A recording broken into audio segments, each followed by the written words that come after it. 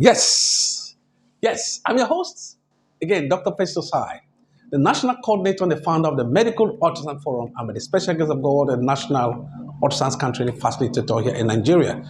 Our business is to teach you how to get a basic skill in ultrasound scan and to use this skill to upgrade your practice and, of course, to more importantly, to save your work. I'm Dr. Festo Sai. Yes, we're going to do on popular demand. We've been doing training workshops across the country. We have different categories of training workshops. We have the group training workshops. We have the hospital-based training workshop where hospitals invite us to come to their facilities and train their doctors and paramedics in the basic skills in ultrasound scan. Then we have the individual training workshop that people come around from different parts of the country down here to Port Harcourt.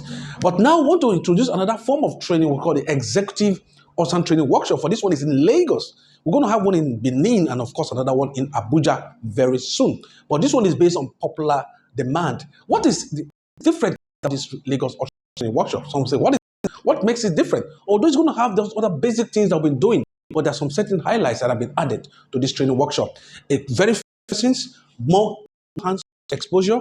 You have the patients there, verticals, more hands, few patients, very comfortable environment. Of course, you'll be happy you did. And of course, the program is with Monday to Friday from the 14th to the 18th of November 2022. Now, we're going to look at some key areas. Some of you have your scan machines that have Dopplers, but you don't use them. I'm going to teach you how to use umbilical artery Doppler. And of course, the mid-cerebral artery Doppler, how to use it to check for the fetal well-being. It's a very, very important in ultrasound scan, very important. It's when we are dealing with it. Like if you have a case of a patient with a preeclampsia, it is also important for you to at least make an assessment of this ultrasound scan in such a patient and a child. You'll be surprised with what you see at that point in time. And it'll give you a guide on how to monitor the woman in terms of the delivery. Okay, now we look at this fetal anomaly scan and encephaly. We're going to look at different categories of fetal anomaly scan.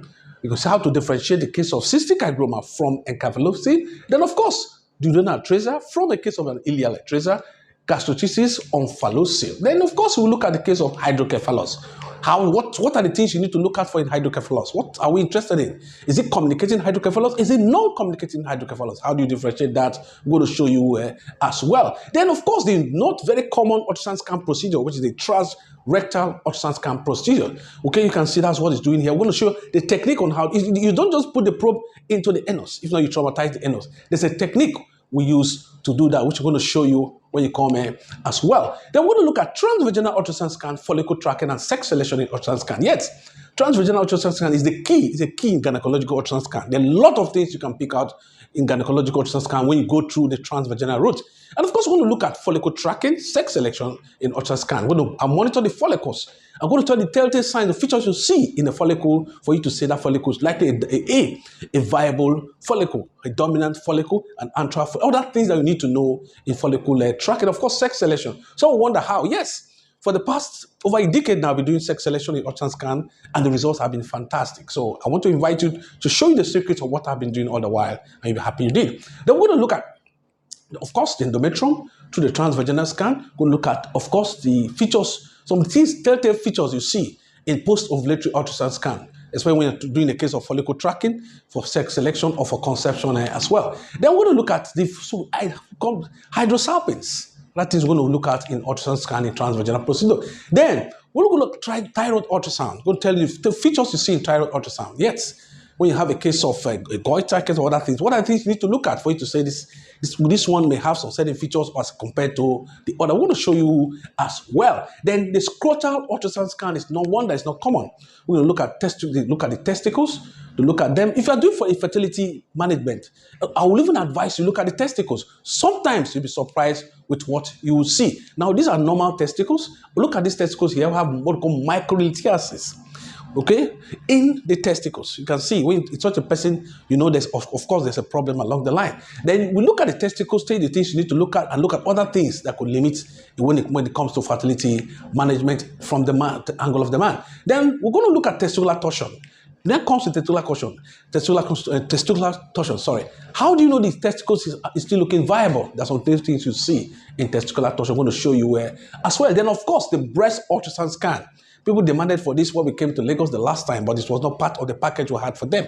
There are a lot of things to learn, but We just have to give them those things. Now, we want to talk about breast ultrasound scan. We'll tell you the simplest way or way you can conduct breast ultrasound scan at the good result that you desire. Then we're going to look at solo HSD, ultrasound assessment of Asherman syndrome, endometrial polyp, and tubal what patent ultrasound scan. Yes, solo HSD is something you can do at the confines of your office. It's a very non-invasive procedure. What to tell you the 3 things you need to do so your patient keep the patient safe while you're doing that. Of course, the results are fantastic. I'm going to show you how to do that. You make a diagnosis of Asherman syndrome, of course, endometrial polyp.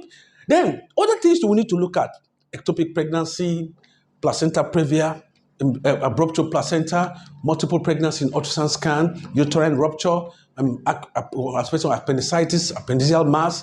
I'll look at all other basic things that we need to look at in ultrasound scan to make this training exercise a very special one.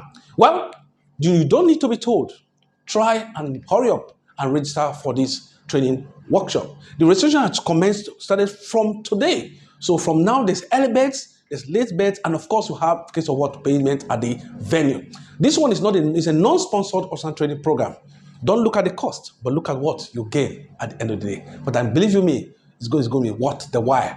The materials, all the costs involved, the materials you're going to get, the flash drive, the entertainment, refreshments, and other to get, and of course, the package that you take home. And I promise you, if you come for this training program, you will not be the same again. You'll be happy you did. I'm your host once again, Dr. Festus Osai. Bless you. I'm going to share the flyers so you too can get other details. Thank you very much.